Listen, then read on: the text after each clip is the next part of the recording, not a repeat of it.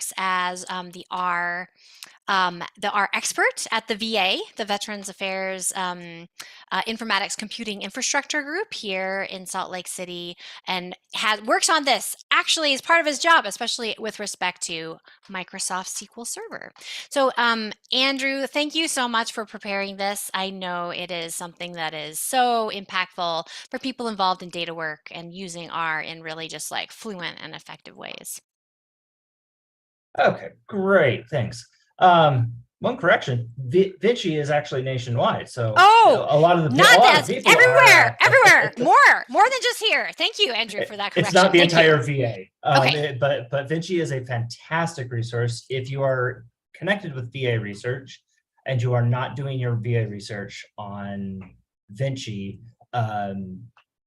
you should be, because we have access to the entire nation's data, all the data for all the veterans. So getting cohorts and stuff is just simple. And it's got R on there, it's got RStudio on there. It's great. So can't speak highly enough about Vinci. So if anybody here is from Vinci, welcome. Some of the examples that I'll be using today are directly related to those things. Now let me give you a quick overview of how I'm going to gear this talk. It's not going to be very detailed, not very example heavy. I have examples, but this is a justification for why you should be using dbplyr, not necessarily the nitty-gritty, because there is no nitty-gritty. So if you know how to use the tidyverse, if you know how to use dplyr with all of its verbs, it's going to be the same thing. Now I'm going to go over all of that. I'm going to go over the verbs. I'm going to go over what built up to being able to use dbplyr, and it is really a fantastic tool, but it is the culmination of years and years of hard work from lots of different teams, not just the people at our POSIT, not just the people at RStudio, but people who from the R consortium, from the core R developers. Everybody's been working to where R with dbplyr is now, and this is kind of the thing that, in my vision, takes R from just a simple tool to an incredibly powerful analysis platform. So we'll start by talking about what is data, because that is important in the context of the tidyverse and specifically in databases. We'll talk about relational database management systems. My talk today is very specifically for relational database management systems. That is what dbplyr is for. So we are not talking about other big data solutions that don't fall into that relational database structure.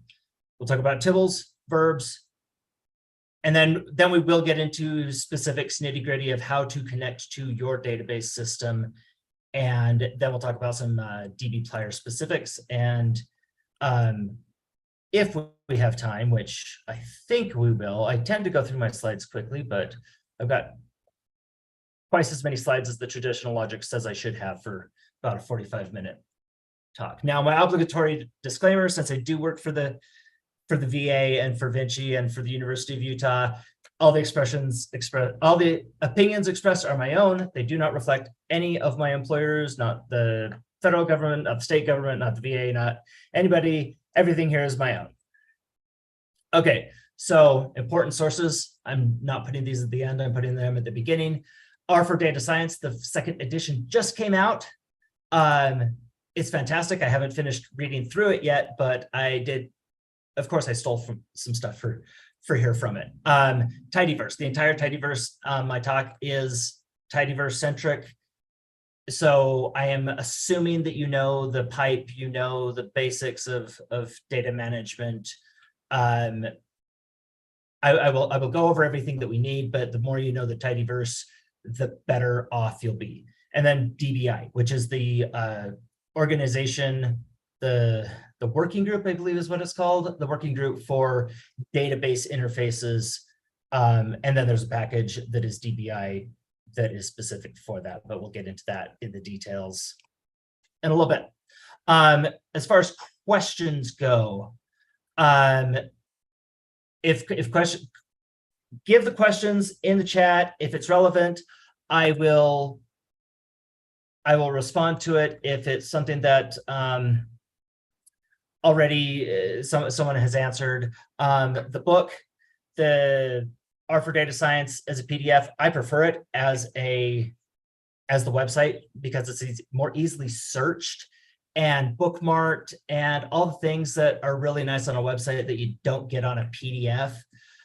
If you are interested in a copy, I know the previous version was printed by the O'Reilly books. I don't know if the next one is or not. So it's not my book, it's Hadley's. So Julia probably knows more about getting a physical copy or not. Okay, key packages. Tidyverse, you need to know tidyverse, dbplyr, DBI, we will talk about, and ODBC. Almost everything I do, all the databases that I work with go through the ODBC interface, which we'll talk about in more detail. So what is data? I'm sure everyone has a thought about what is data, what is the definition of data. I mean, we'll do the obligatory Google definition. It's a noun. It's facts and statistics collected together for reference or analysis. That's great. It's not good for programming. We need to be more pedantic in programming. So we have a few concepts that we need to understand. We need to understand what an observation is. We need to understand what a unit is. And there's sometimes differences between observational units and observations. Observational units are independent things. Observations can be the same type of observation, the same collection of data on different things. So think about a patient in a longitudinal study. Is very easy to think about it. So what's independent here is patient is independent from other patients, but we check them at 3, 6, 9, 12 months. And so we're collecting the same data, the same collecting BMI, all of those metrics that we want to know. Those are different observational times. And when we collect that data, we're collecting quantities, we're collecting characteristics, we're looking at the attributes, what's their cholesterol level and stuff like that. All of that goes into variables, the things that change observation to observation. Okay. I didn't go back to did I go back to the beginning? Oh, you're not sharing slides yet. Oh my gosh, I am not sharing slides. Holy crap. I am so sorry. No worries, no worries. This is what I get when I am trying to host I know. Run.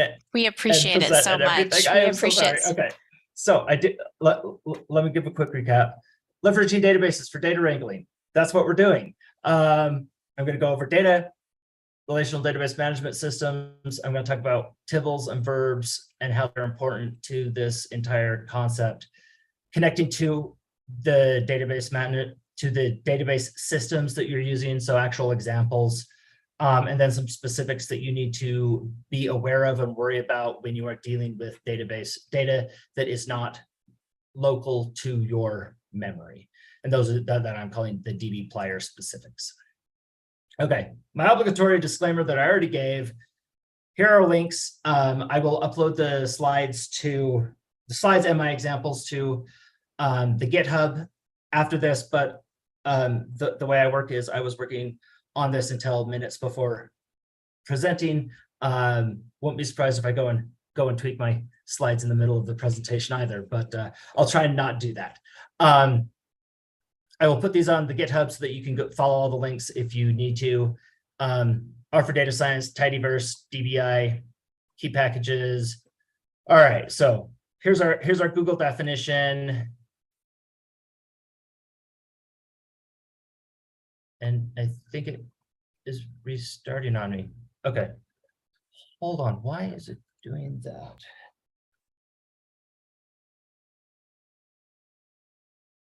Okay.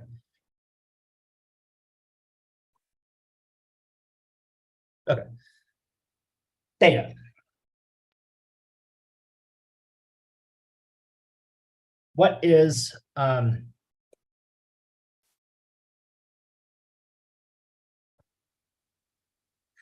tidy data? What is tidy data? So the tidyverse centers around this concept of tidy data. According to the websites and I believe it's the Tidy Manifesto, tidy is data that's represented as a rectangular table. Any single value can be represented by a set of two coordinates, a row and a column. If you have like a slice in there of a third coordinate, you're not tidy. And this is really good because it keeps things consistent and it lets R play with other programs that work with data similarly, like database management systems. A database works off of a table, which is rows and columns. So you can see why it's important to have a table. So dirty, non-tidy data. So for example, the multi-dimensional arrays, the Titanic, which is a data set which is built into R, is this weird, like 4-dimensional array of numbers, which while it may be convenient and compact to store, it makes working with that data a mess. If you've ever had to work with the Titanic data, it's awful. XML.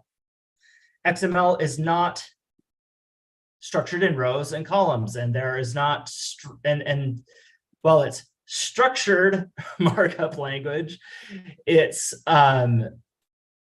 so some of the structure, the flexibility of XML gets in the way of it being actually tidy data. I was struggling with the PubMed API, so yes, shame on you, PubMed, because your data is awful to turn into data that I can use. Nested tables, this we can forgive sometimes.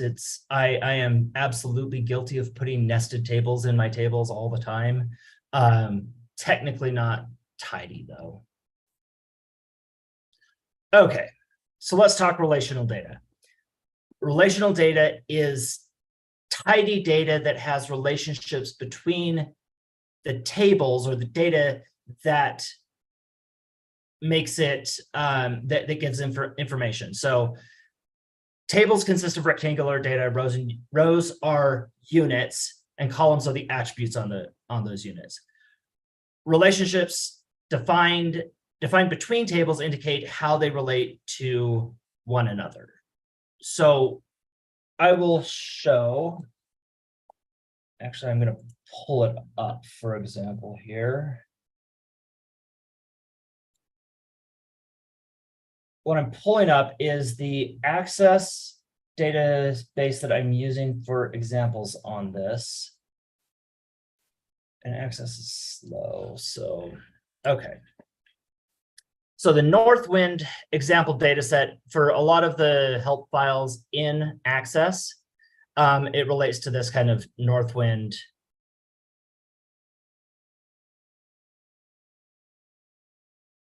Can y'all, Julia, can you see my? Yep, sure can. Looks good. That? Yeah, looks good. Okay. Okay, so if I pull up the tools and show the relationships. This is a database diagram. It explains how everything is related in this database. So we have customers. Customers is one table. It has all the attributes of the customer, their phone number, their address, their website. They have a contact info. Then customers have orders. And so when you have the orders table, you only say, this is the customer, this is the ID number for the customer. It's the same thing if you are dealing with medical data, which is what I deal with all day long, is you have a patient identifier or multiple patient identifiers that you're trying to say, okay, this patient. So when you're looking at an encounter, it's just this is that you just put in the patient, the medical record number or something like that. So that you're not copying over every time you put a customer in there, you're not copying over the business phone number in the orders table. You don't need that. So it makes it so that the data can be stored optimally and that it can be accessed and worked with efficiently. Now, databases have been around a long time, since like the 70s. There is a lot of work that's gone into high quality data management systems, database management systems, relational database stuff. So this is all really well thought out and flushed out. Let's go back. Okay. But one of the important things is that databases, well-designed databases, fall under a single relational model or a data model in order to organize that data. Here's an example for my VA people. VA has recently is in the process of shifting from their legacy system, which was homegrown, to a new commercial system. Some people are making a lot of money off of it, but the old system was based off of patients. It was a patient-centered model. So everything connects to the patient. Encounters are connected to patients. If you have radiology, it's connected to the patient. If you have labs, it connects to the patient, which makes sense. It's a good reason, because if you're focusing on the veteran, if you're focusing on the patient, it's centered around the patient. Cerner is the new model, and it's an encounter-based model. So if you have every row is an encounter, or when you have something like laboratory results, that laboratory result is connected to an encounter, which is then in turn connected to a patient. So if you want to get back to a patient, you have to go through the encounters a lot of time. It cascades through the entire database of how things are organized, and making the old system look like the new system, or the new system look like the old system. There's a lot of people getting paid to do that. So there's a lot of jobs there. It is very hard work. It is very difficult. For statistics and for analysis, luckily, we don't have to deal with that as much. It's the same kind of thing if you use common data models like OMUP. OMUP is a common data model that is across systems, and everyone says this is how the data should be organized. This is how prescriptions should be organized. This is how encounters should be organized. This is how patients should be organized. This is how all the different areas and domains within a healthcare system, all of that is mapped into one thing, and there is more than one way to organize things. So consider the task of just collecting all laboratory values for a patient under the two systems. It looks very different in how you collect that data. And this does cause problems for VA currently with the legacy system, because you don't necessarily know what laboratories connect with which encounter, because it's connected to the patient. You have to connect on just dates. So if it happened on the same date, or if it happened in the similar time, then we connect by proximity, which creates a lot of weird issues in VA data. The superiority of one system over another is the topic of endless debates. So, but organizing this data, all of this data is what a relational database management system does. It organizes the data, it stores the data, it manages adding and updating the data, it maintains accessibility of the data, including data security and data integrity. So you may not be wanting to add patients without, or like you wouldn't want to add customers without orders or things like that.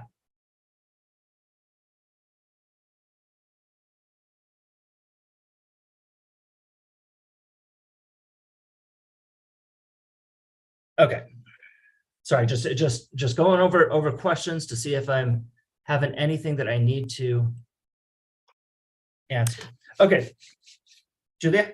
There were just some, like, people have heard about different words of this in relational databases if they've, studied relational database algebra or something. So they're like, I've heard words like dimensions. We've heard word, like what are the keys that connect things. So there's just, I guess, just that there are different words that are used to talk about these kinds of, like, rows versus columns versus keys. There's all this kind of vocabulary that can be kind of diverse, heterogeneous. I realized that I did not directly talk about keys because I'm not talking about database design. Sure. Yeah. No. But it's actually a good point, is because if you have a key, usually a key is a number that indicates, like, it's an identifier. So you have a patient identifier, a customer identifier, an order ID, an order identifier. And so when you're linking those tables, they're oftentimes connected with keys. And so, like we saw in the database here, first we have orders. They're indexed by order ID. If you know the order ID, you know everything else about that order. If you know the customer ID, you know everything else about that customer. For people, your social security number. If you know if someone knows your social security number, they theoretically know or can get almost everything about you, unless someone has stolen your identity, and then they can get stuff about a few people. But okay, so common RDBMS systems, Microsoft SQL Server, Azure SQL. This is what the VA uses. This is what the University of Utah uses. So this is by far what I am most familiar with. Oracle is another large enterprise level system that that is an enterprise level database. MySQL is very common for online stuff, backing up websites and web commerce and e-commerce stuff. Microsoft Access is a file-based database system. It is not nearly robust as some of the big dogs like SQL Server. SQLite, PostgreSQL, those are some other contenders. SQLite is another file-based system. So what is SQL? Structured query language. It's sometimes shortened or just called SQL. It's not really a sequel to anything, but it's its own thing. So SQL is a programming language. It's specific to relational database management systems. There are some extensions that put it into other domain stuff, but it's specific to data management. It is a declarational paradigm. SAS is a declarational paradigm of a programming language for data analysis. You tell it what you want, it figures out the best way to do that. R is very procedural. It's that you tell it, do this, do that, do that, do that. As illustrated by the pipe, we pipe things and we take my data. Then I want you to select the columns that I want. Then I want you to filter out things, and it's very procedural. SQL does have a standard. No one follows it. There isn't a single database system that follows all of the ISO standard, and there's a lot of stuff that it doesn't cover, which gives rise for a lot of other extensions. The main one I'm familiar with is TSQL, which is transactional SQL, which is really important for maintaining data integrity in a database. PLSQL is kind of the Oracle procedural component of SQL. One nice thing about SQL is that it's white space agnostic. So you can put in all the line space, all the carriage returns and indenting and stuff that you like. And it doesn't make a difference as long as it's got one white space. Okay. So let's break down parts of SQL. I'm not trying to teach anyone SQL here, but parts of SQL. A transaction groups statements together, but I'm not going to talk about transactions. If you're actually a database manager, you'll know all that about transactions, particularly for pulling data. They're completely irrelevant. Okay, so a statement or a query. A statement tells the database management system to do something, to create a table, to drop a table, to delete data, to update data. Those are all statements. Queries tell the database to get something. That's where you get data. So as far as data analysis, we're going to be getting a lot of data. So we're going to be making a lot of queries. Queries and statements both are composed of clauses. Each clause is identified by a keyword: select, update, delete, where, from, group by. These are all clauses and they have syntax within them. And then there are identifiers, expressions, and or predicates. Predicates are, so identifiers identify an object in that database: a table name, query name, a column name. Expressions do computations, so add this to that. Predicates are for filtering, so only give me data that is less than a week old or something like that. Okay. Oh, that is really difficult to see. I didn't realize that was transparent when I stole it from Wikipedia. But it actually does show it really well on the white. So I changed the theme at the last minute. I apologize. But it shows the update clause, update country, then it says set, that's a clause, set the population equal to an expression, where. The where clause includes a predicate. The whole thing together forms a statement. So why use a relational database management system? This is kind of one of the key points that I want to get across in this talk. R, I love R. I've been using it forever. Everyone knows I love R. I'm an R evangelist, but R is not always the best tool for the job. And particularly with data wrangling, and especially if your data is already in a database, the database management system is the best tool to do that. Database management tools have worked long and hard on making sure that everything is as optimized and as fast and as efficient as possible. So in most every case, if you're doing data wrangling tasks like filtering, creating new variables, those things, a database management system is going to be faster. It's going to be better than R. What R does great is complex analysis, like fitting models or predicting models or things like that. It's a more general purpose language that you can do a lot of flexible things with, but it's not always the best tool, unfortunately. So, tibbles and verbs. Tibbles are a key component of this entire tidyverse that allows the database, allows everything to work seamlessly. Tibbles add abstraction. So a tibble is a representation of data. The traditional data object in R for us old timers is a data frame. It's a rectangular data. It is structurally, it's a list of equal length vectors. Each vector has a type. So integer, numeric, character, or logical, or something else complex.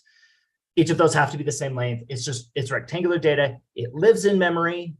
Data frames are flexible. They're wonderful. If you can think it and you can program it, you can do it with a data frame. Tibbles, on the other hand, are an abstraction of data. Anything that can look rectangular can be a tibble. And it can live anywhere. It has a defined interface, which means there are only certain actions that you can do on a tibble. And if you were wanting data to be represented by a tibble, you need to define this interface for it. So the interface is, we'll talk about in a second. So examples of tibbles, data in memory, that's the base tibble. So the tibble package is what implements the base tibble, which is data in memory. We also can represent data that is too big for memory. For example, the big stats R package uses data that is too big for memory and is stored on disk. You can even have your data not locally, storing it offsite through either the Arrow package or Sparkly R if you're using Apache Spark stuff. You can also have SQL-backed data. This is called the lazy tibble. I like it because I feel like I'm lazy a lot. Tibbles are stored in a relational database management system. The data is stored in the relational database system. The tibble is just a pointer that says, this is what the data is. This is the basic information I need to know about it. So for example, you can have data that points to a table, but you can also have a tibble that points to a complex query that groups all the data together into a cohesive view. Now, a view is actually a term that is used as a relational database management system to specifically define, okay, this is how these tables are always going to be grouped together. So if you have like order and customer, and you're going to be combining that all the time. And so you define a view that you can pull that to pull it quicker than trying to recreate that query every time you need to. Okay, verbs. Verbs are defined in the dplyr package. This is the interface that I was saying for tibbles. So it provides the interface for tibbles. If you want to implement a tibble for another sort of data source, this is what you need to do. Each of these has been translated into a SQL expression. And that's part of what the dbplyr package does. So mutate is for adding new variables. The SQL version is like you create an expression and then you say add, so you rename it to something else. You select, that's actually R took that from SQL, so it's the same thing. You select the variables that you want. That's the select statement in SQL. Filter becomes a clause, a where clause in SQL. Summarize, and usually summarize is done with a group by. That is the group by expression in SQL. The range, order by, so you're ordering it, and in SQL there's no inherent order. So if you need an inherent order, you need to have an order by clause in your statement. So how do we get from R to SQL? Because we are here talking about R. We are being R programmers. We're not being SQL programmers. So we want to program in R, not SQL. How do we get from R to SQL? That's the DBI package. So the DBI package is a package, and it's a project that unifies all the database languages into a common R interface. So like, remember that I said, no database system uses the same SQL. Well, none of them implement the standard, but none of them speak exactly the same language. I speak Spanish. It's kind of like that, where, okay, if you speak, sometimes you're speaking to someone from Spain, sometimes you're speaking to someone from Chile.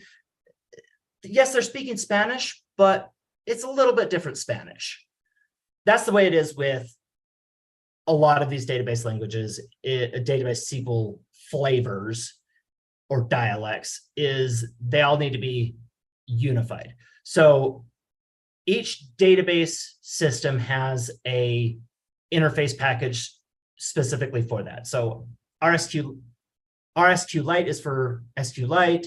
ODBC is the general purpose for any ODBC compatible database. So Microsoft Access, you can use it to connect to SQL Server. You could also use it to connect to Azure. You could probably use it to connect to any of the other database systems like MySQL if you had the ODBC driver for that. Our Oracle, our MySQL are obviously for Oracle and MySQL respectively. Now DBI gives us an interface that each interface package has to implement it, like how to connect to the database, how to disconnect to the database, how to execute queries, how to execute statements, and how to get queries. Execute is for statements. Get query is for pulling data back, and more. I'm not going to go over all of them.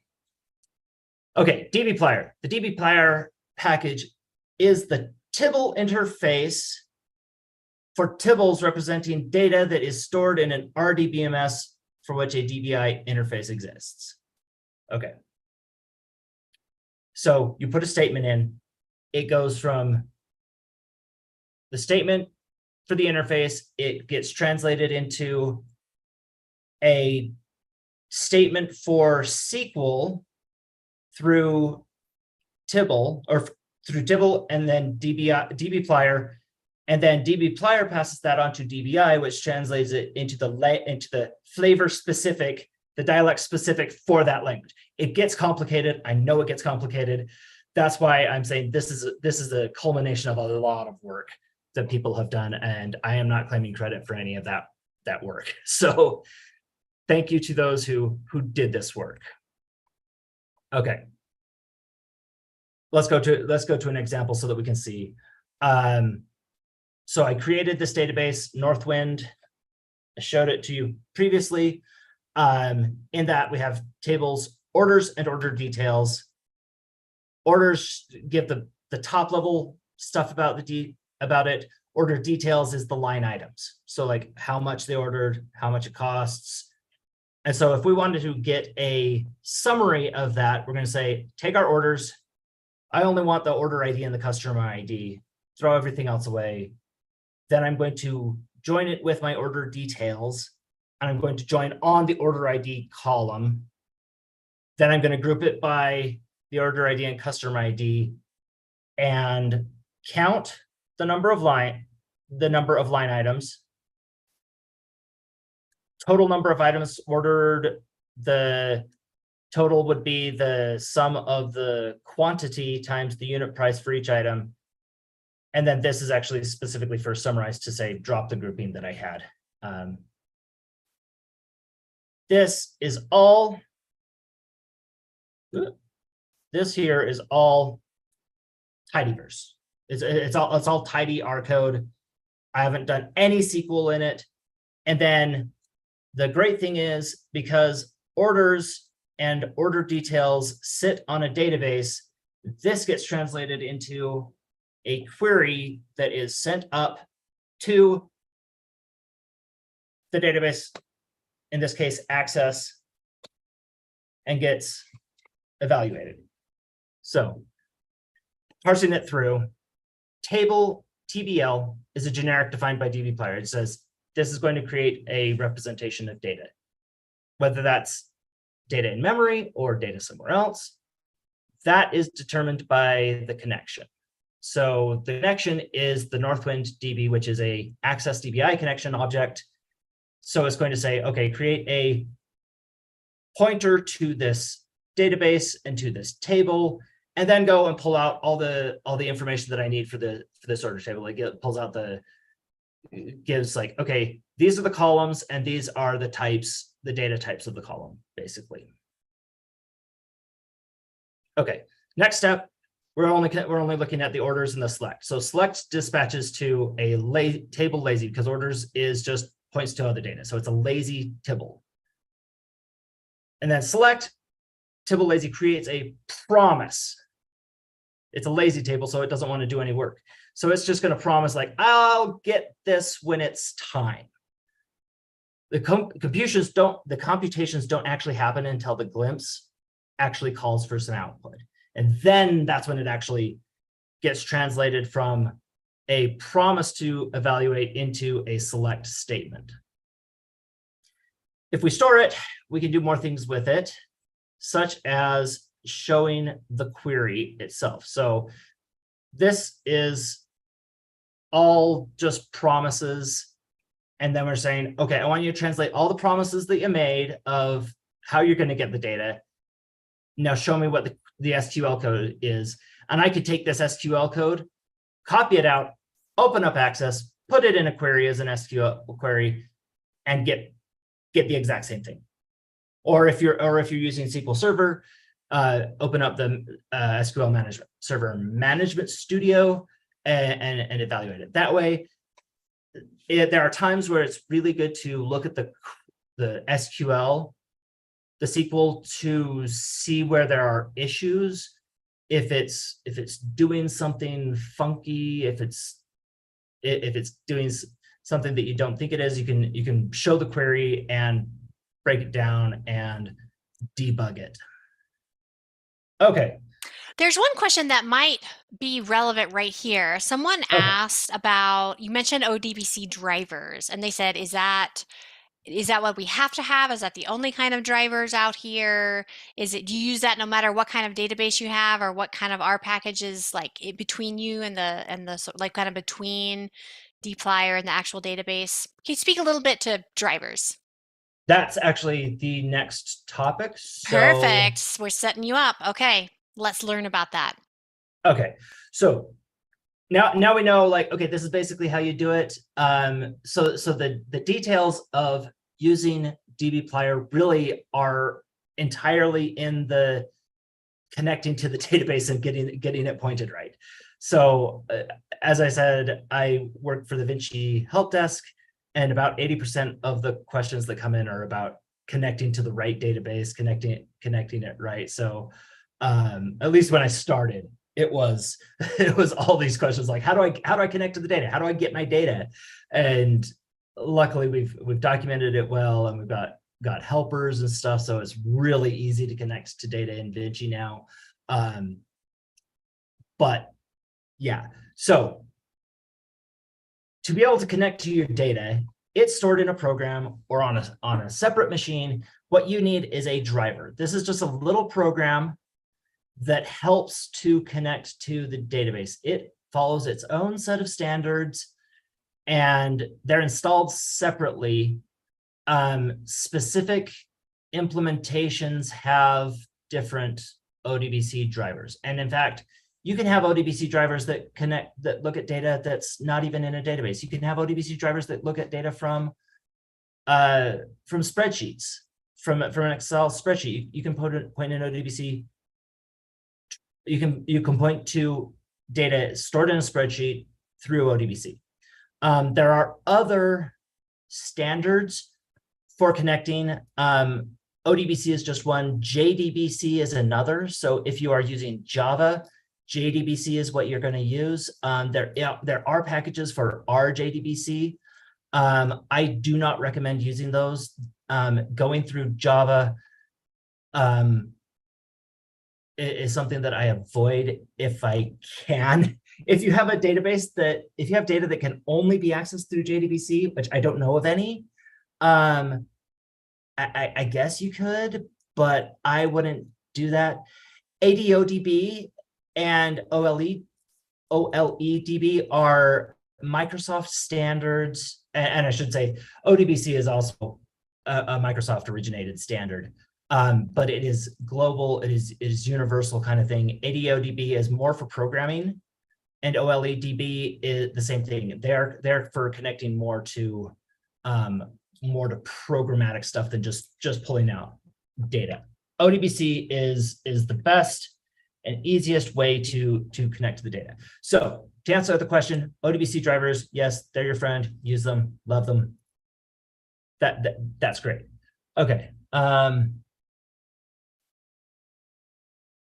will save that question for the end. Okay, so ODBC data sources. If we're going to connect an ODBC to an ODBC data source, the first thing that we want to, one thing that we would look at is there's a little app on Windows. Now forgive me, Mac people. Why isn't it typing?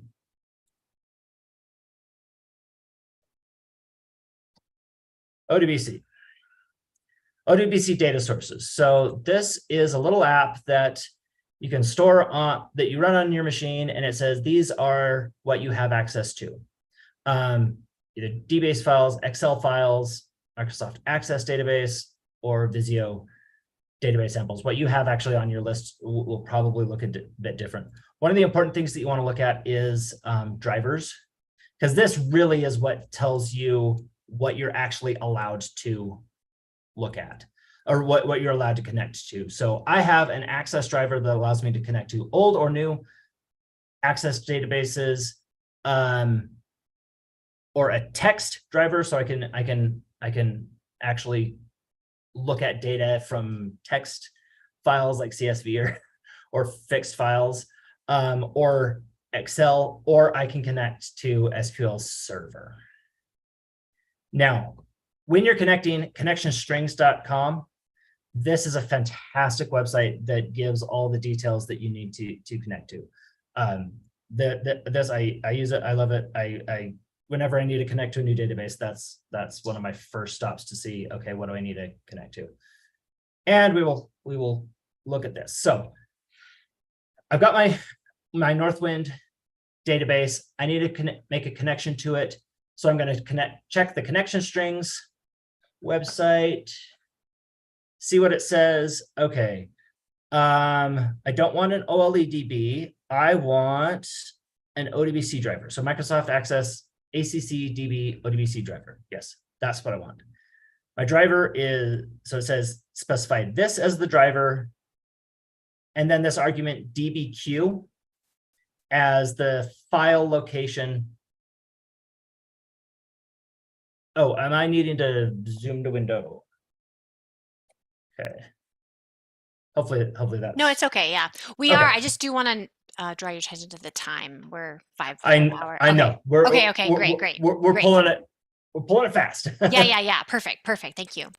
So connecting to the other database issues. So Microsoft. So the question just came in about the tidyverse. This will give you, if you go to the connection strings, there are lots of these. Now, I believe that the tidyverse is basically Azure. So connect to Azure SQL databases, and this gives you the information that you would need to connect to an Azure database. It would be, you connect through TCP, a server, your server name, database.windows.net, and the port name, what database you're connecting to. And this is very similar to what we are doing for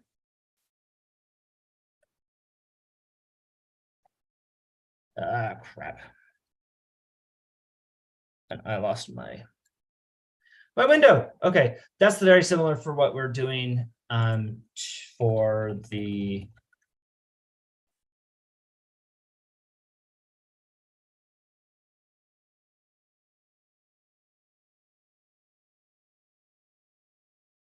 Microsoft SQL Server.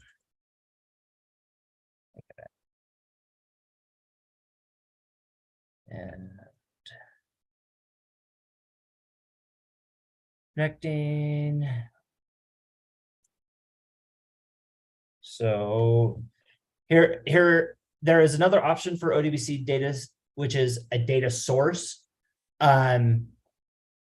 So you can specify a data source name. Since I have a data source name, I already showed you that I had an MS Access database, and then it's the same thing. You specify the file path. It does need the full file path, so you have to normalize the path if you don't specify it completely. For SQL Server, now this isn't a functional example, but I kind of already talked about it. One thing, by specifying the driver, you need to make sure that the driver is available. So I have 4 drivers that are available on my machine. I checked on those earlier, but I can also check them through the ODBC list drivers option. And then I can say, okay, I'm connecting through ODBC to a SQL server, and then specify the server and the database. In most cases, whenever I'm connecting, I always use the trusted connection, which is Windows integrated security. Okay. 3 specifics for dbplyr. 3 special functions. Copy to gets data into the database. Collect gets data out of the database. And compute saves the data on the database. That's the 3 special things that you need to know, that really is the only thing that makes it different than using the rest of the tidyverse. Okay, I have examples for each, but in the interest of time, I will let you look at these at your leisure. I will comment that the Microsoft Access is unfortunately limited in what it can do, and it's because it speaks its own quirky dialect of SQL. Some of these examples do not work in Microsoft Access. That's why I'm using RSQLite in this case. Yeah, and then I'll skip the joins, and then let's go back to questions. Yeah, there was one that was really interesting, I think, in here, and that was, can you speak to why you have adopted, like, in the team, in your own work and the teams that you work with, like dbplyr, setting up these, setting up the database as a lazy tibble versus the sort of alternative of working in Quarto or Markdown and having chunks, some chunks being where you write literal SQL and then you would like pass it to R. Can you speak to why you've chosen to do things the way you have, and if you kind of know of any trade-offs or anything in these kind of options? Is there a situation when you have chosen to just literally write SQL? What do you think about these 2 ways? Yeah. Oh yeah, all the time. Yeah. especially on some of these, especially, and if you're doing anything like okay, I need to update a table, I need to do that's fine. There really is no difference between trying to write the SQL directly and translating it through R, through the dbplyr. Because functionally what they're doing the same thing is they are pushing the workload off of your local machine and onto the database server, which is optimized to perform those tasks. And so it does it faster. I have several examples where I am running something and it's faster for me to push a table up to the server, do some computations on it, and then bring it back down. It's that much faster, which is usually counterintuitive because usually the network is the bottleneck. In either case, translating it to SQL and running it versus running it through a chunk that's SQL, there's functionally no difference there, because when you specify it as a chunk of SQL, you specify the connection that you're going to run, and it behind the scenes, when you run the chunk, it's just passing it to the server through the DBI interface the same way that dbplyr is. The advantage of using dbplyr is that it integrates with the rest of your R workflow. It reduces the cognitive burden of, okay, I have to switch my mind from SQL to R, and I have to switch back, and then it can get confusing. But especially if you're like writing tables and doing some things, and then pulling that stuff out, which I do that a lot. And then those I have no problem using SQL, because SQL is the best tool. Really, use the best tool for the job. Yeah. And this just makes it so that it's so easy to use SQL that you don't have to know SQL to use SQL. Yeah. And that's really the advantage. Yeah, this question reminds me, some of you may be familiar with the work of Chris Albin. If you're maybe little more of like, maybe if you do Python and R, you've seen a lot of his like sort of Python things. Chris Albin has these hilarious, I think it's a blog post, or I know he talks about it on social media, like, you know, LinkedIn, Twitter, Blue Sky, whatever zillion of social medias we have now. He talks about like how bad SQL syntax is. The fact that it goes in the order it does is so hard to think about. And he's not like an R person at all. You know, it's just like, wow, why is it in that order? It is like, why would I do it in that order? That makes very little sense. It's difficult. And so, I mean, one reason why I have opted sometimes to go through the, you know, like, let me go and do this is that for things that are a little more complex, I can write dplyr code much faster than I can write SQL, just because it's like, I would argue, a little more sensible in the order that you do things. So yeah, it's not any different, you know, just like, you know, Andrew, you said, it's not any different in the end. It's more about your preferences, I think. Yeah, I don't think I talked about it, but that's a really good point, because if we look at this, we go from orders, then a select, then an inner join, then a group by, then a summarize.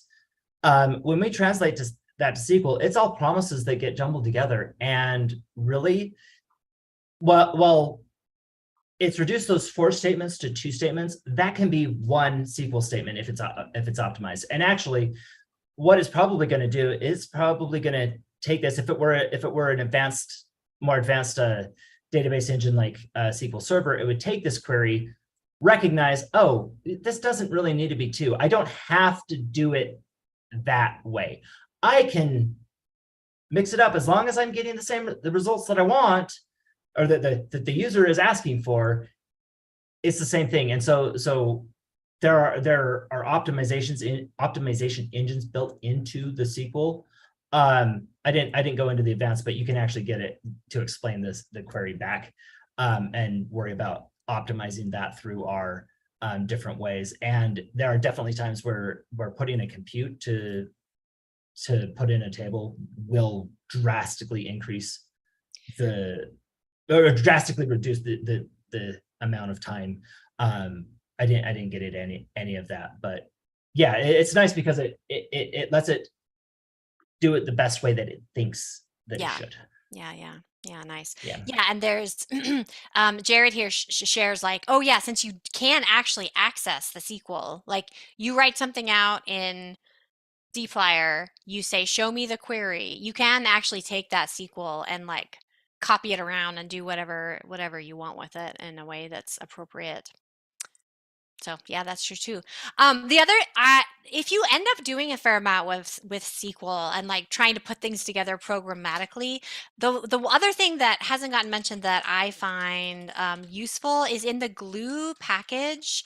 There is a glue SQL function. I'll just drop that link in here, and you can, if you're in a situation where you're in R trying to generate SQL for programmatically, glue SQL is really helpful for doing that kind of things if you're in that kind of situation. Let's see, anything else? I think we addressed the questions. Is anyone want to have another question they want to type in, or they want to raise your hand or ask any other questions as we wrap up?